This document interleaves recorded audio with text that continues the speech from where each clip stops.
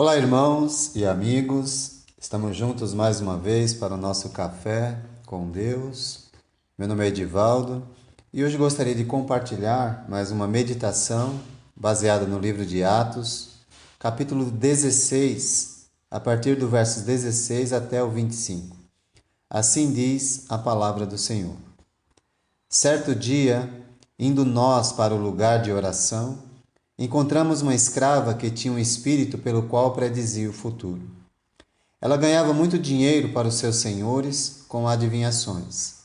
Essa moça seguia a Paulo e a nós gritando: Estes homens são servos do Deus Altíssimo e lhes anunciam o caminho da salvação. Ela continuou fazendo isso por muitos dias. Finalmente, Paulo ficou indignado. Voltou-se e disse ao espírito: Em nome de Jesus Cristo, eu lhe ordeno que saia dela. No mesmo instante, o espírito a deixou. Percebendo que a sua esperança de lucro tinha se acabado, os donos da escrava agarraram Paulo e Silas e os arrastaram para a praça principal, diante das autoridades.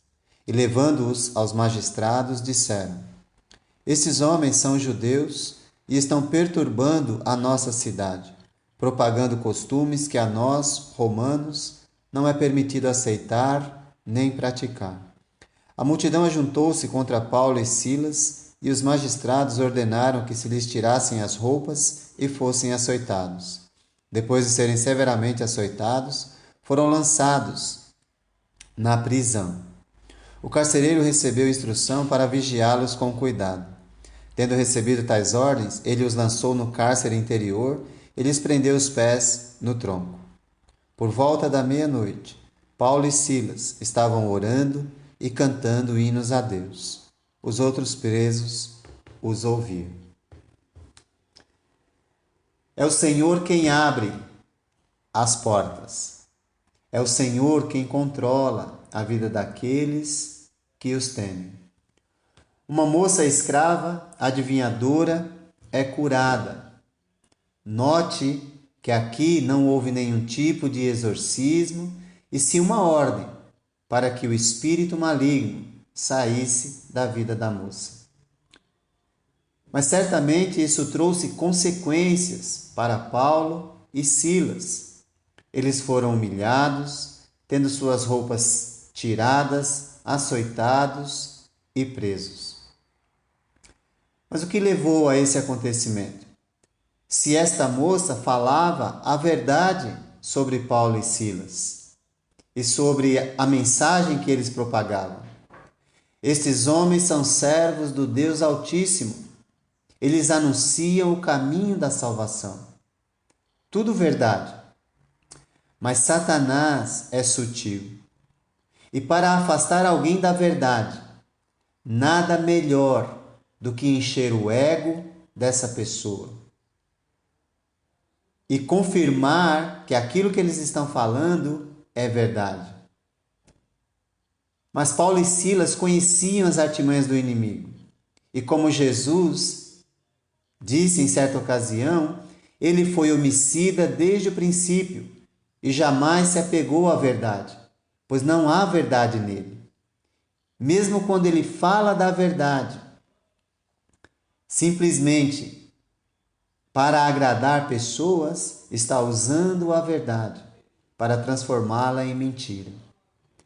Esses homens são servos do Deus Altíssimo, sim, é verdade, mas a glória disso é para Deus e não para o homem. Eles sabem que aplausos humanos são resultado de pessoas que não querem mudar de vida, e assim é o inimigo da obra de Deus. E a decisão de Paulo e Silas foi que a expulsão desse espírito maligno, misturando essa verdade com mentira, e por isso Paulo, indignado, expulsou isso da vida daquela moça. O resultado foi que isso levou à perda do lucro para os senhores dela. As pessoas desse mundo fazem tudo o que for ilícito por causa de dinheiro. Esses homens são aproveitadores dessa moça. Mas infelizmente, às vezes, tem pessoas boas que caem na armadilha de achar que estão sendo injustiçadas e têm atitudes contrárias à vontade de Deus. Esses homens, cheios de si, acham que estão sendo injustiçados e têm o direito de maltratar, pisar nas pessoas. Infelizmente, muitas pessoas que dizem que temem a Deus agem do mesmo modo. As acusações, esses judeus estão perturbando nossa cidade, propagando costumes que a nós, romanos, não é permitido aceitar nem praticar. É fácil julgar os outros quando a verdade sobre mim está em evidência, quando está aparecendo quem eu realmente sou. É muito fácil, e aí eu começo a julgar as pessoas de todos os lados. Esses homens estão com a sua fonte de lucro ameaçada. Portanto, caluniar os irmãos foi a saída que eles encontraram para continuar vivendo sua mentira e falsidade e de aproveitadores daquela moça. Agarrados, arrastados, despidos e severamente açoitados em público.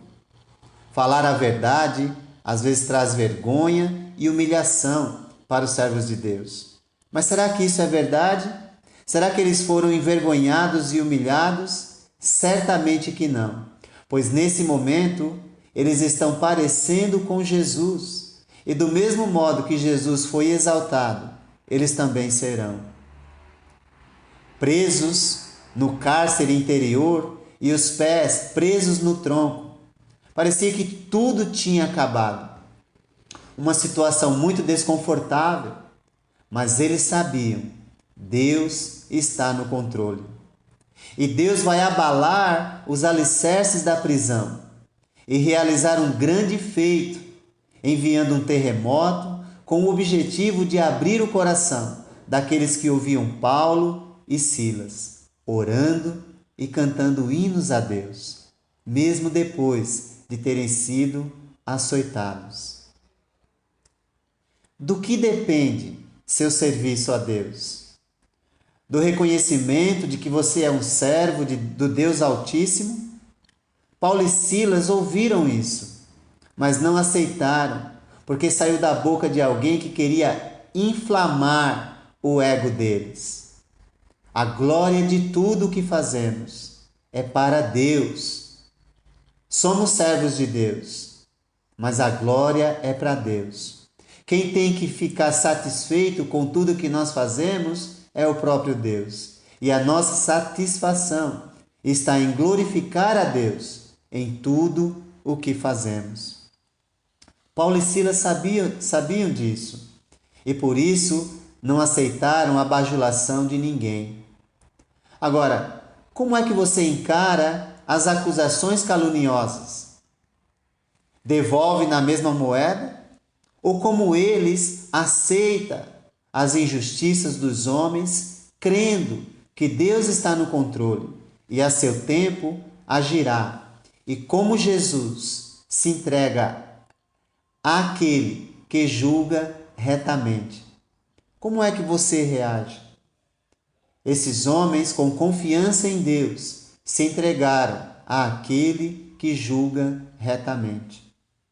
Como você encara a vergonha e humilhação que algumas pessoas querem colocar sobre você? Até mesmo pessoas que falam em nome de Deus, falam palavras bonitas, como aquela moça. É bom lembrar que Jesus enfrentou a vergonha e humilhação, mas foi exaltado e está à destra de Deus, que humilha os que se exaltam, mas exaltam os que são humilhados, os humildes.